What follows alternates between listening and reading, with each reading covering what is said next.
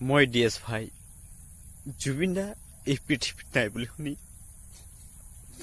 অন্তৰত বহুত দুখ অনুভৱ কৰিছো। মোৰ চকু পানী ৰখাব পৰা নাই। নাজানো তাৰ প্ৰতি কিনো মৰম আছিল,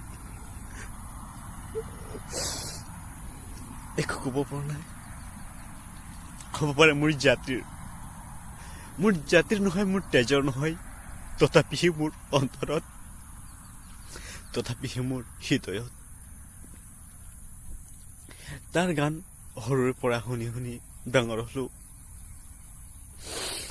আৰু আজি আমাক এৰি গুচি গল।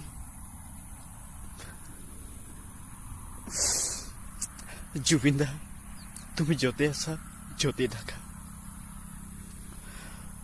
মই প্ৰাৰ্থনা কৰিছো শান্তিত থাকিবা। আকৌ এই পৃথিৱীত, এই অসমত আকৌ জন্ম ল'বা। ভগৱানৰ ওচৰত এয়াই প্ৰাৰ্থনা কৰিছো, তুমি য'তে থাকা, তোমাৰ আশীৰ্বাদ।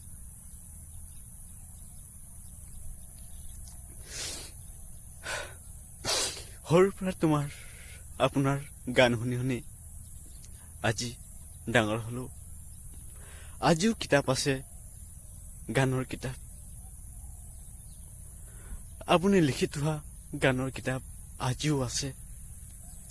আজিও সাঁচি থৈছো সেই কিতাপ। আপোনাৰ গানৰ সুৰত আজি মই গান লিখিবলৈ শিকিলো। আপোনাক দেখিয়েই কিবা এটা মনত জাগ্ৰত হৈ উঠিছিল, কিবা এটা ভাল। মই গান লিখিবলৈ ষ্টাৰ্ট কৰিলো আপোনাৰ গান শুনি। জীৱনত নতুন এটা পাতনি মেলিবলৈ লৈছিলো। 26 চনত মই ছিংগিং ষ্টাৰ্ট কৰিবলৈ লৈছিলো। ল'ম বুলি ভাবিছিলো আৰু ল'বই লাগিব। কিন্তু আজি অন্তৰত বহুত দুখ অনুভৱ কৰিছো। আজি মোৰ চকু পানী ৰখাব পৰা নাই। কান্দি পঢ়িলো যেতিয়া শুনিলো জুবিন দা আমাৰ মাজত নাই। আকৌ নাপাওঁ জুবিন দাক। সেই বুলি শুনি অন্তৰত বহুত দুখ অনুভৱ কৰিছো।